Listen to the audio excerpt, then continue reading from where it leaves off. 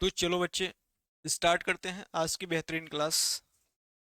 और हम ये जो टॉपिक पढ़ रहे हैं, इस टॉपिक का नाम है भूगोल एक परिचय। ठीक है। तो इसमें यह एक डेमो क्लास के तौर पर हमने लिया है, और हमारी जो क्लासें हैं ऑफलाइन मोड में स्टार्ट हो चुकी हैं। जिन भी बच्चे को एडमिशन लेना है, दिए गए नंबरों पर आप कांटेक्ट कर सकते हैं। ठीक है। तो हमने पिछले टर्न पर देखा था भूगोल से संबंधित परिचय के बारे में। भूगोल से संबंधित कौन कौन से भूगोलवेत्ता हैं इनके बारे में देखा था। अभी हम बात करने वाले हैं संकुशवाद के बारे में। ठीक है। तो आप सबसे पहले हेडिंग बना लेंगे। सबसे पहले आप हेडिंग बनाएंगे कि 20वीं शताब्दी के आरंभ में, 20वीं शताब्दी के आरंभ में, 20वीं शताब्दी के आरंभ में, के आरंभ में भूगोल भूगोल मानव एवं भूगोल मानव मानव एवं एवं पर्यावरण, मानव एवं क्या बच्चे, पर्यावरण, पर्यावरण के पर्यावरण के पारस्परिक संबंध के रूप में विकसित हुआ। पारस्परिक पारस्परिक संबंध के रूप में विकसित हुआ। संबंध के रूप में विकसित हुआ। रूप में विकसित हुआ। ठीक है। विकसित हुआ। ठीक है।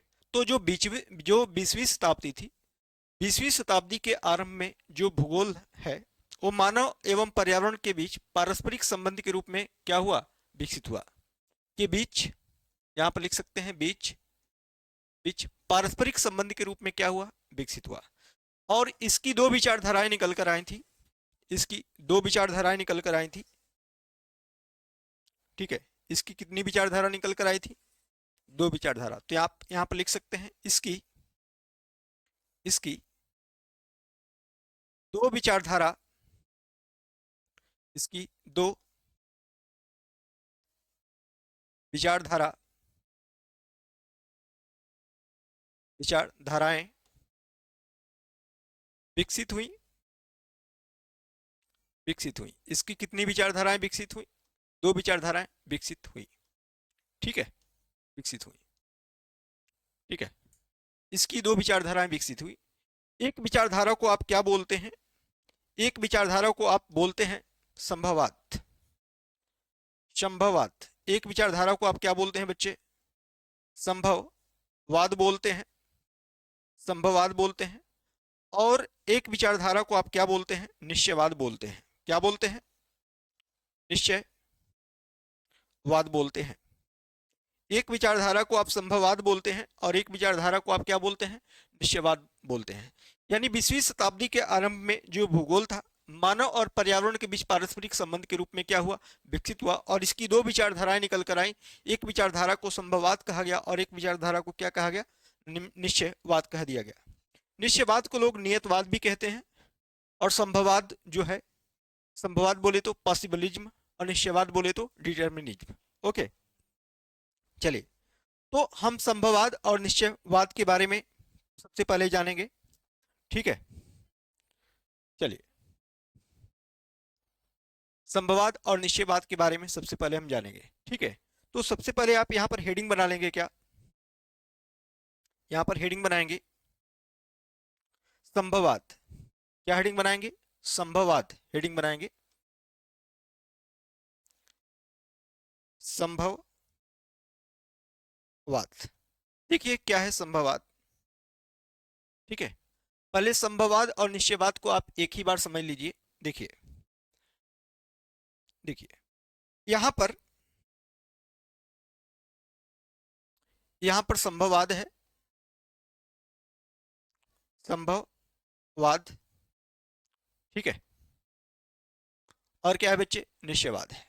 संभववाद है और ये क्या है, निश्चयवाद, निश्चयवाद, ठीक है।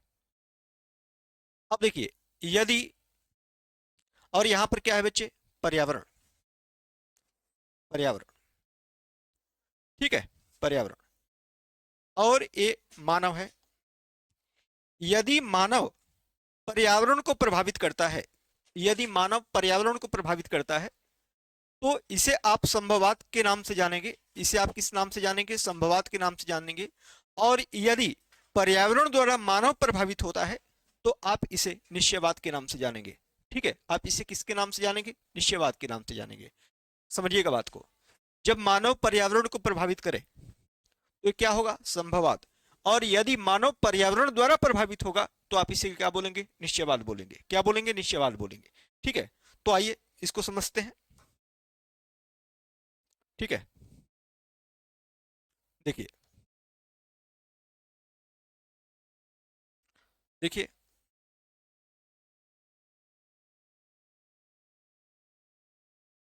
चलिए, तो हम संभववाद के बारे में बात करेंगे, ठीक है। तो संभववाद को डिफाइन करना होगा, तो हम कैसे डिफाइन करेंगे, आइए डिफाइन करते हैं, ठीक है। लिखिएगा, संभववाद में लिखेंगे, मनुष्य अपने पर्यावरण में परिवर्तन करने में समर्थ है। मनुष्य अपने पर्यावरण में, मनुष्य, मनुष्य अपने पर्यावरण में, अपने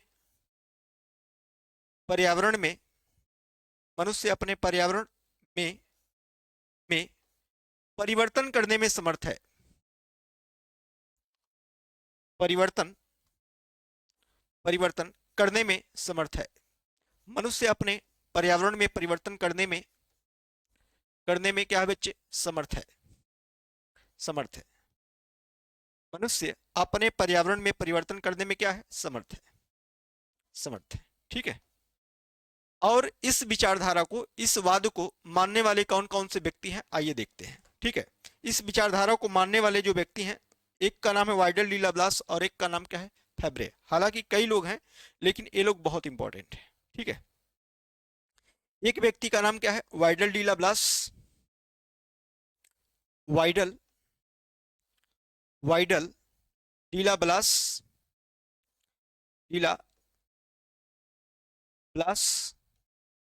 प्लस, और एक का नाम क्या है, फैब्रे, फैब्रे, फैब्रे, ठीक है, फैब्रे।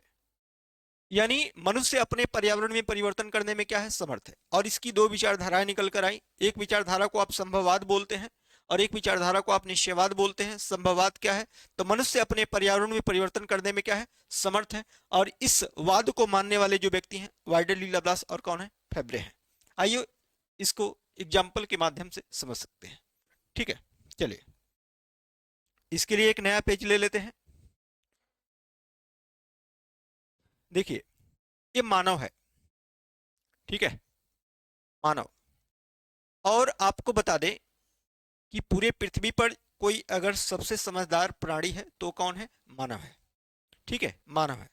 मानव अपने मस्तिष्क का प्रयोग कर तरह तरह के तकनीकें क्या करता है, इजाद करता है, ठीक है। अब इन्हीं तकनीकों में से एक तकनीक है वाहन, ठीक है। क्या है, वाहन। तो मानव चलाता है क्या बच्चे, वाहन चलाता है, ठीक है। क्या चलाता है, वाहन, ठीक है। मानव क्या चलाता है भाई, वाहन। जब वाहन चलाता है तो आपको पता है कि वाहन के अंदर क्या पड़ता है, ईंधन। वाहन के अंदर क्या पड़ता है, ईंधन, ईंधन पड़ता है। वाहन में क्या पड़ता है बच्चे, ईंधन पड़ता है। और आपको पता है कि ईंधन का दहन होता है। ईंधन का क्या होता है, दहन। ईंधन का क्या होता है भाई, दहन होता है। ईंधन का दहन होता है, ठीक है। ईंधन का क्या होता है, दहन। और इस दहन को बढ़ाने के लिए, दहन को बढ़ाने के लिए यहां पर पड़ता है क्या बच्चे, टेल, TEL, तेल पड़ता है। तेल का मतलब होता है टेट्रा एथिलेट। तेल का मतलब क्या होता है, टेट्रा एथिलेट। आप यहां पर लिख सकते हैं टेट्रा, टेट्रा एथिलेट। पहले समझिएगा बात को ध्यान से, एथिलेट, टेट्रा एथिलेट। ठीक है, क्या पड़ता है बच्चे? तेल पड़ता है, यानी टेट्रा एथिलेट पड़ता है। ठीक है, अब जब दहन होता है तो दहन जो होता है दो रूपों में होता है। दहन कितने रूपों में होता है? दो रूपों में होता है। एक होता है बच्चे क्या? पूर्ण दहन। एक होता है पूर्ण दहन और एक होता है बच्चे क्या? अपूर्ण दहन। एक होता है क्या? अपूर्ण दहन। एक होता है पूर्ण दहन और एक होता है क्या? अपूर्ण दहन। जब अपूर्ण दहन होता है, जब किसी भी ईंधन का जब अपूर्ण दहन होता है तो वहां से कौन सी गैस निकलती है बच्चे? सीओ गैस निकलती है। क्या निकलती है? CO gas. सीओ गैस जिसे आप कार्बन मोनोऑक्साइड बोलते हैं। क्या बोलते हैं आप? कार्बन मोनोऑक्साइड बोलते हैं। कार्बन कार्बन मोनोऑक्साइड कहते हैं। मोनो ऑक्साइड कहते हैं। क्या बोलते हैं बच्चे? कार्बन मोनोऑक्साइड कहते हैं। ठीक है, इसे दम घोटू गैस भी कहा जाता है। इसे दम घोटू गैस भी कहा जाता है।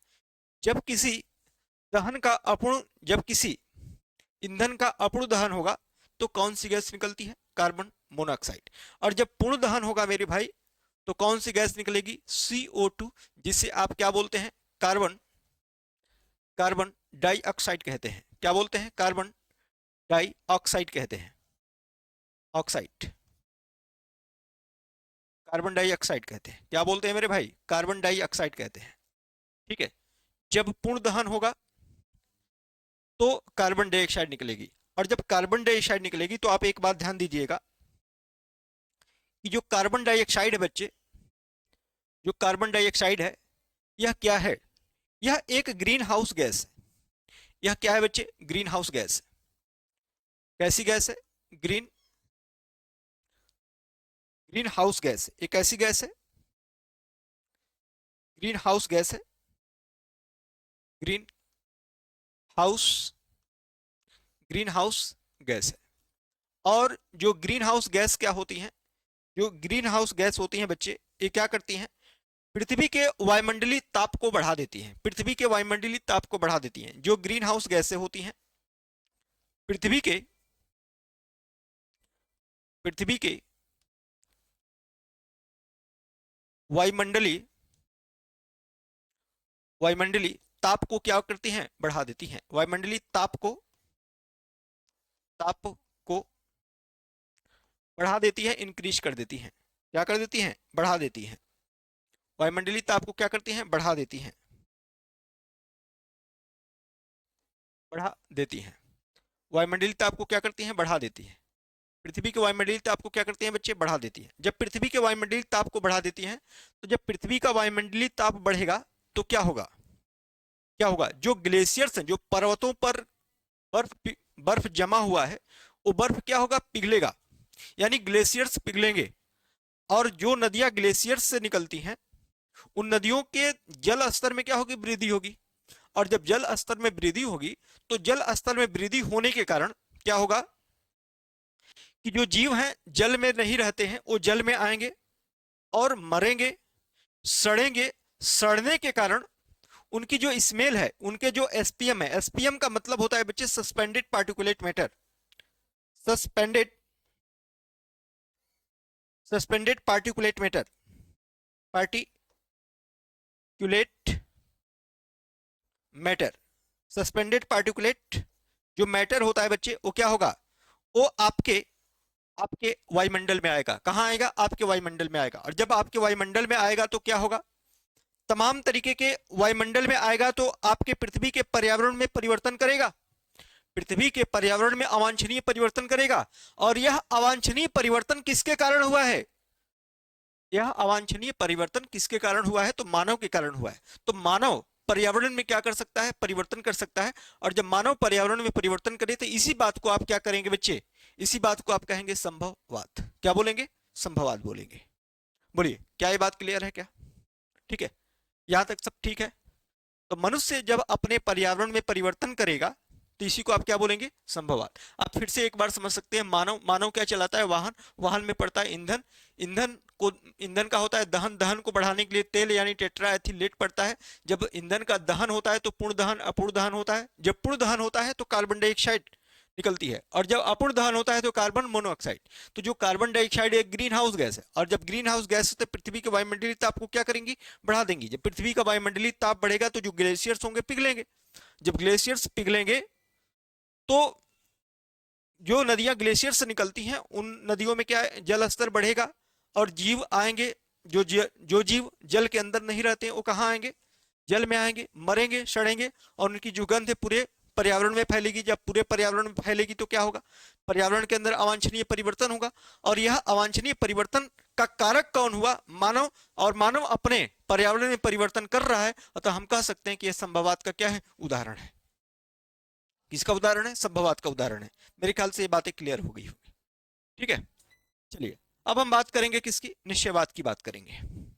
किसकी बात करेंगे बाबू, निश्चयवाद की बात करेंगे। बोलना, यहां तक क्लियर है क्या? तो आप सबसे पहले आप हेडिंग क्या बनाएंगे, निश्चयवाद। निश्चयवाद। और निश्चयवाद को ना हम लोग नियतवाद भी कहते हैं। क्या बोलते हैं बच्चे, नियतवाद भी कहते हैं। ये दूसरी हेडिंग है, निश्चयवाद। ठीक है, इसे नियतवाद भी कहते हैं। अब क्या है, देखिए इसको डिफाइन करना हो तो क्या कैसे करने लिखिएगा, मनुष्य मनुष्य मनुष्य के सारे काम, मनुष्य के सारे काम, मनुष्य के सारे काम पर्यावरण द्वारा निर्धारित होते हैं। पर्यावरण पर्यावरण द्वारा द्वारा क्या होते हैं, निर्धारित होते हैं। मनुष्य के सारे काम पर्यावरण द्वारा क्या होते हैं, निर्धारित होते हैं। निर्धारित होते हैं, मनुष्य के सारे काम पर्यावरण द्वारा क्या होते हैं, निर्धारित होते हैं। ठीक है, मनुष्य के सारे काम किसके द्वारा निर्धारित होते हैं बच्चे, पर्यावरण द्वारा निर्धारित होते हैं। ठीक है, निश्चयवाद क्या बोलता है कि मनुष्य के सारे काम पर्यावरण द्वारा क्या होते हैं, निर्धारित होते हैं। ठीक है, निर्धारित होते हैं। अब इस वाद को देने का काम किसने किया था, तो रीटर ने। किसने, रीटर ने। इस वाद को देने का काम किसने किया था, तो रीटर ने। रीटर। और आपको बता दें कि रीटर को आराम कुर्सी का भूगोलवेत्ता कहा जाता है। आराम कुर्सी, आराम कुर्सी का भूगोलवेत्ता। ठीक है, आराम कुर्सी का भूगोलवेत्ता किसे कहा जाता है बच्चे, तो रीटर को कहा जाता है। आराम कुर्सी का भूगोलवेत्ता कहा जाता है किसको, रीटर को। ठीक है, इस तरीके से हंटिंगटन। ठीक है, इसको और मानने वाले कौन है, हंटिंगटन। हंटिंगटन। ठीक है, इसको और मानने वाले कौन है बच्चे, हंटिंगटन। ठीक है, इसको और कौन मानने वाले हैं, रैटजेल। रैटजेल। ठीक है, रैटजेल।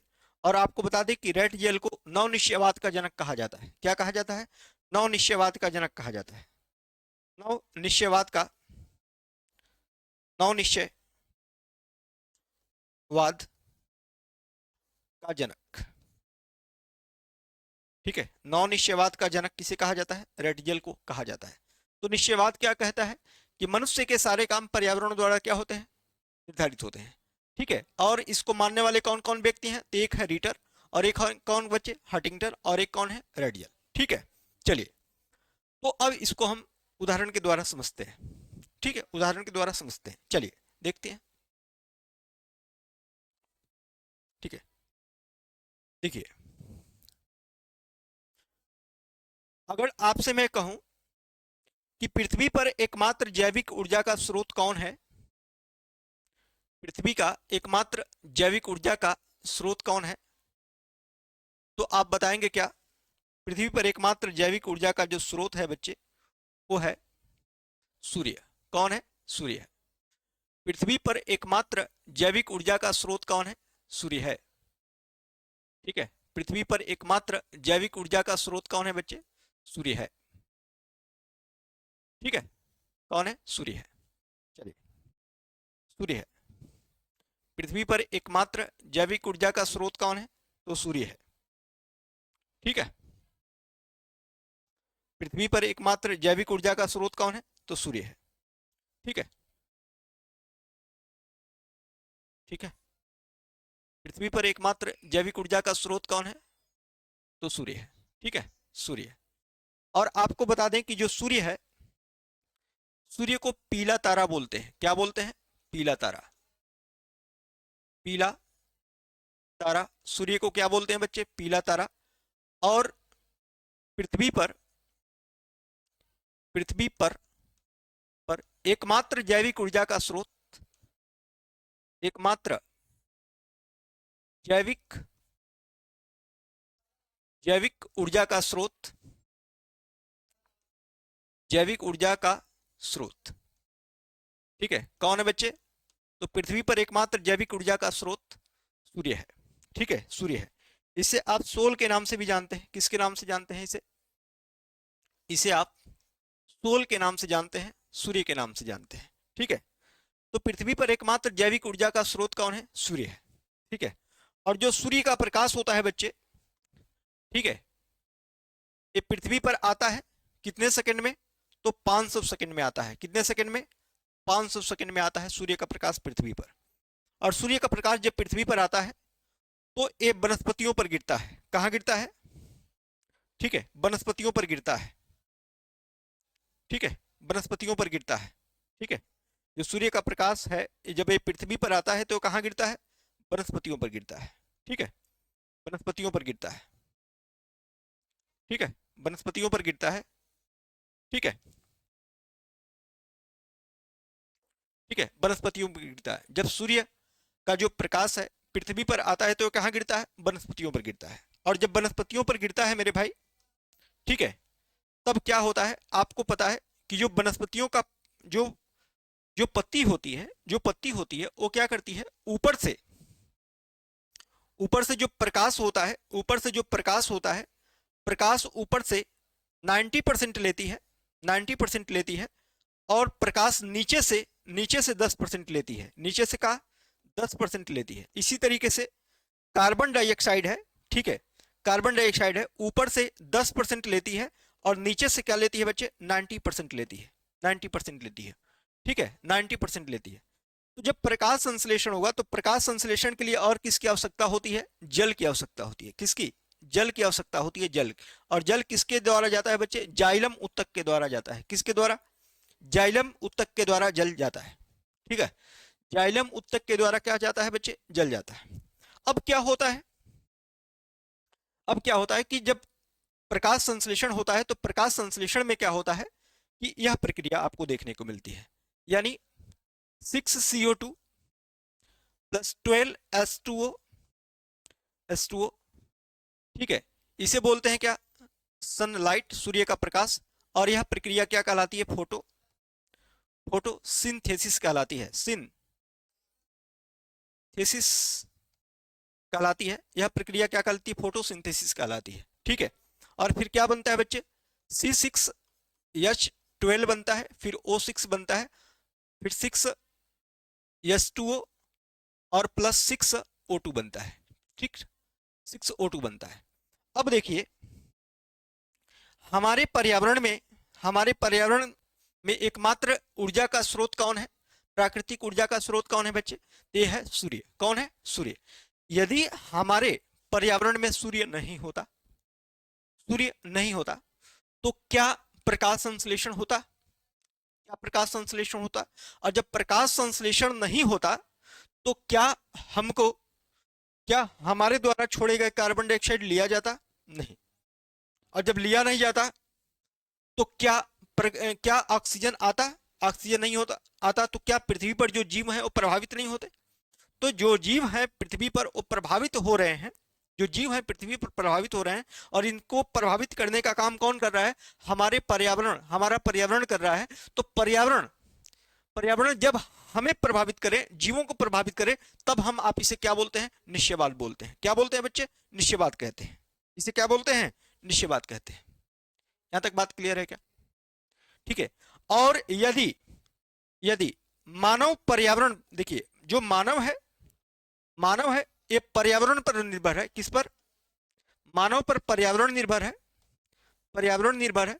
और पर्यावरण पर कौन निर्भर है बच्चे? मानव निर्भर है, मानव निर्भर है।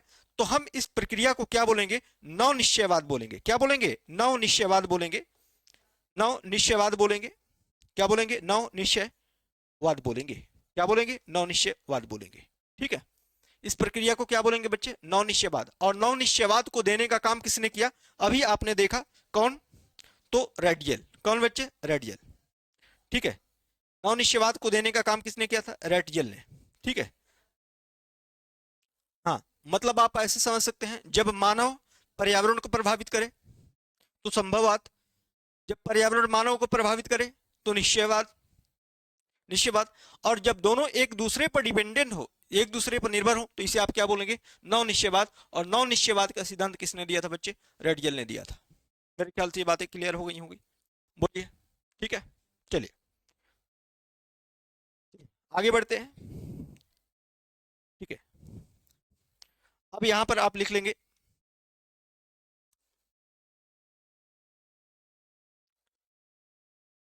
भूगोल की, भूगोल की कुछ कुछ प्रमुख प्रमुख परिभाषाएं। भूगोल की कुछ प्रमुख परिभाषाएं। ठीक है, भूगोल की कुछ प्रमुख परिभाषाएं। चलिए, तो कुछ प्रमुख परिभाषाओं के बारे में हम लोग देखेंगे। ठीक है, देखिएगा, इसमें डेफिनेशन नंबर 1 देख लीजिए। Definition number 1। ठीक है, डेफिनेशन नंबर 1 है, भूगोल पृथ्वी की झलक को स्वर्ग में देखने का आभामय क्या है? विज्ञान है। ठीक है, यानी भूगोल, भूगोल भूगोल पृथ्वी की झलक को, पृथ्वी की झलक को, पृथ्वी की झलक को को स्वर्ग में देखने का, स्वर्ग में देखने का, देखने का का आभामय विज्ञान है।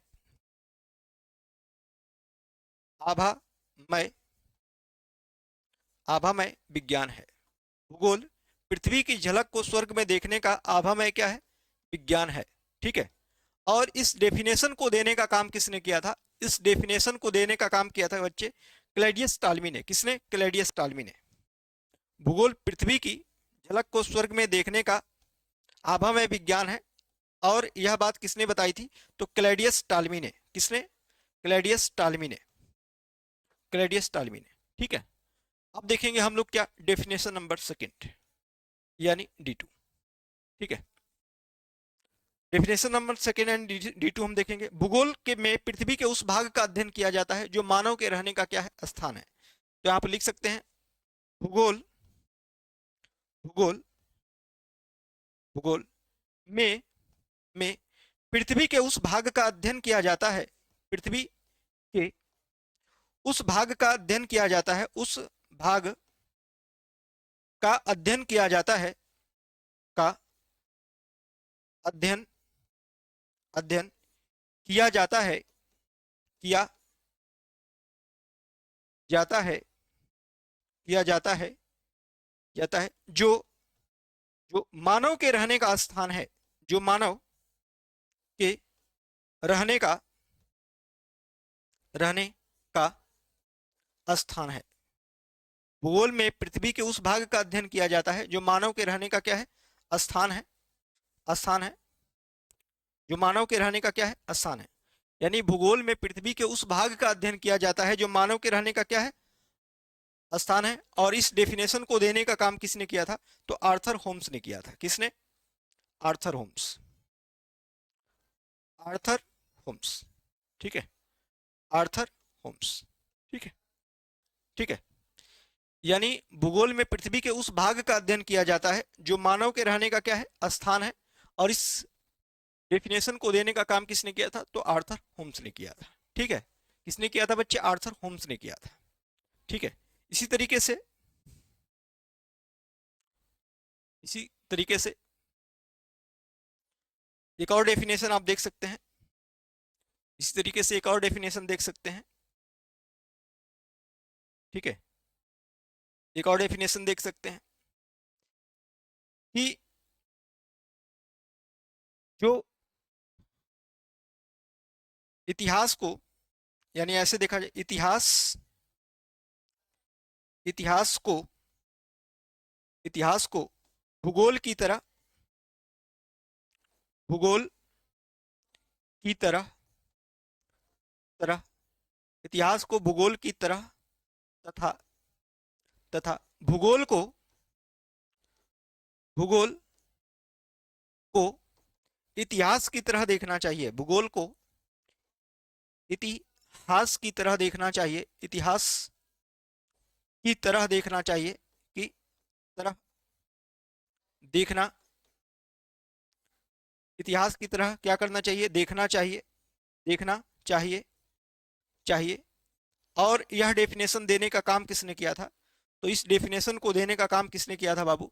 इस डेफिनेशन को देने का काम किया था, इस डेफिनेशन को देने का काम किया था किसने? इस डेफिनेशन को देने का काम किया था हेरोडोट्स ने। किसने?